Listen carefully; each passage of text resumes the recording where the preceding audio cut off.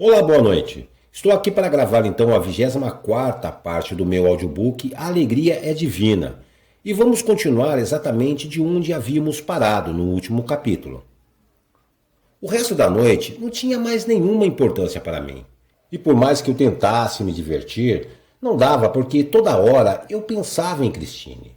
Eu ria sozinho ao lembrar do seu jeito de falar.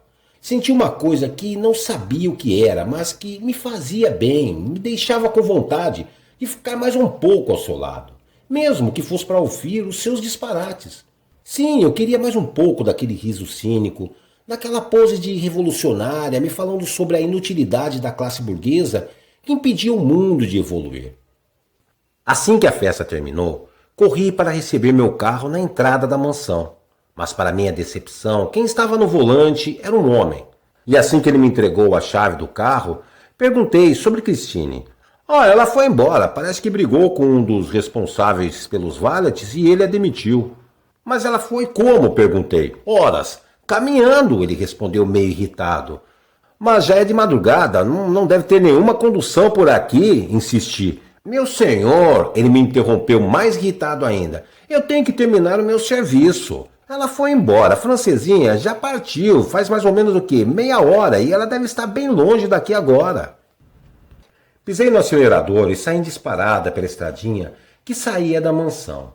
Liguei os faróis alto para iluminar o caminho, procurando algum sinal que pudesse me indicar que rumo Christine havia tomado.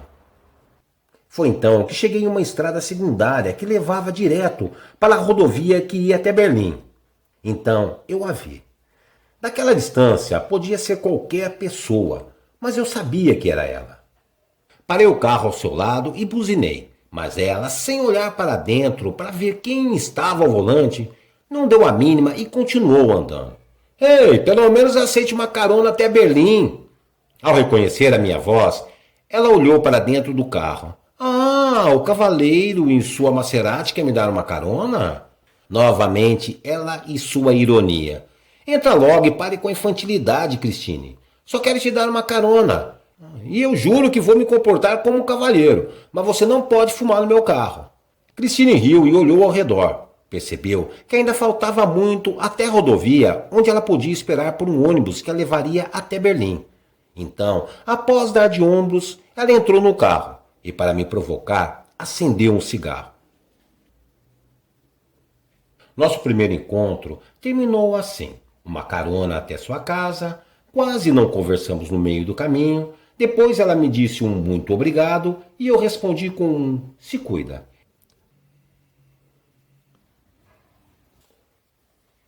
Antes de voltar ao Brasil, eu queria ir para a Itália, passar mais alguns dias de folga.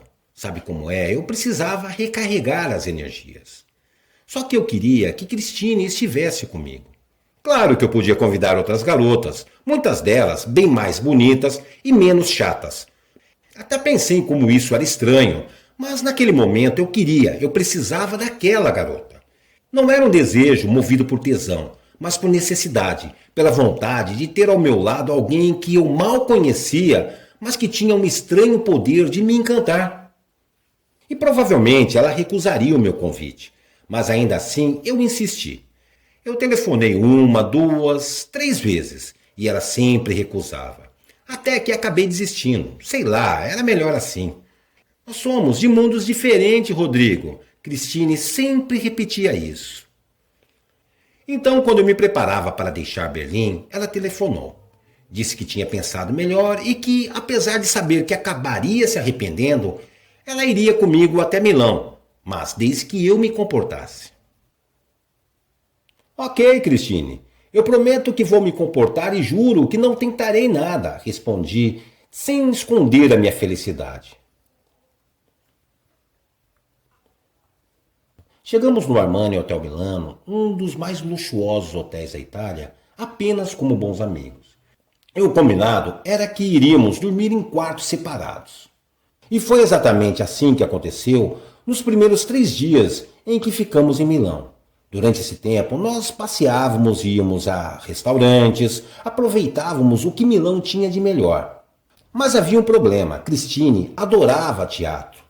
E ela sempre gostava de ver peças chatas, sempre encenadas por artistas de vanguarda que quase ninguém tinha coragem de assistir. E é claro, eu nunca prestava atenção nas peças. Para mim, era tudo tão enfadonho que eu preferia ficar olhando apenas para Christine. 3 dias em Milão e Christine estava muito mais relaxada. Ela não estava ácida e quase não me criticava. Aliás, nem parecia a mesma garota que eu encontrei em Berlim. Então, depois de uma noite vendo mais uma peça chata, feita por gente chata, em um teatro escondido entre as ruas do distrito boêmio de Brera, finalmente ela me beijou. Christine simplesmente me puxou pelos colarinhos da camisa e me beijou. E como sempre ela foi direta, sem rodeios. Ela nem esperou eu terminar de saborear aquele momento romântico, entre aspas, e já emendou. Já que estamos em Milão, seria um desperdício não termos um pouco de sexo, você não acha? Em pouco tempo já estávamos na cama como um casal de namorado. E para mim, todos os dias foram iguais, sempre carregados de paixão, daquela coisa de querer sempre mais e por mais que eu tivesse, nunca estava satisfeito. E quando não estávamos na cama, eu a levava para os melhores restaurantes e para as melhores e piores peças de teatro. E tudo no melhor estilo. Eu estava tão feliz por poder viver algum tempo sem nenhuma preocupação, que amava gastar com ela, dando-lhe vestidos e até mesmo joias de presente. Mas ela sempre recusava. Ela se sentia ofendida por eu tentar comprá-la. Mas no final, depois de muita insistência, ela acabava aceitando apenas os presentes menos caros. E não, eu não me sentia um otário por fazer essas coisas.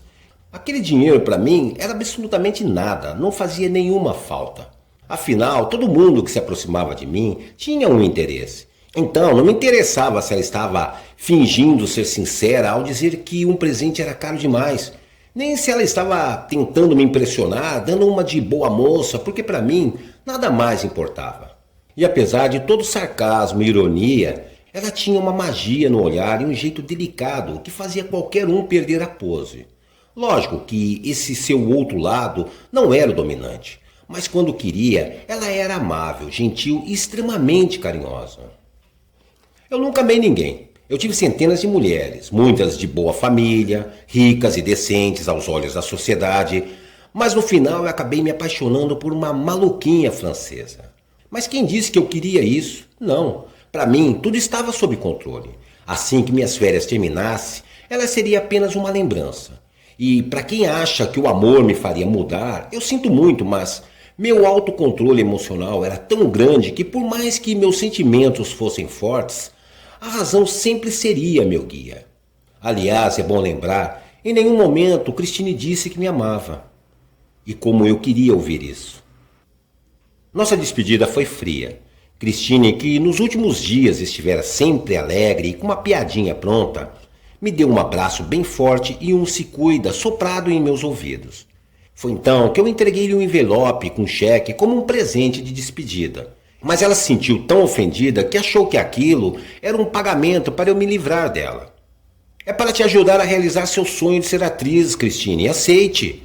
Era muito dinheiro para se desprezar, mas ela apenas olhou para o cheque como se ele não significasse nada. E antes de sair, ela me deu um beijo e me consolou por eu ser tão materialista. Rodrigo, nem sempre se pode comprar as pessoas com dinheiro. Então ela virou as costas para mim e entrou no táxi que a levaria para o aeroporto. E nesse momento, ainda parado na frente do hotel, eu pensei que deveria falar algo. Quem sabe fazer uma promessa de que voltaríamos a nos ver em breve. Mas eu preferia apenas acenar enquanto ela partia para sempre da minha vida. Citação. Maior que o amor é o orgulho que nos faz desprezar até o que nos faz bem.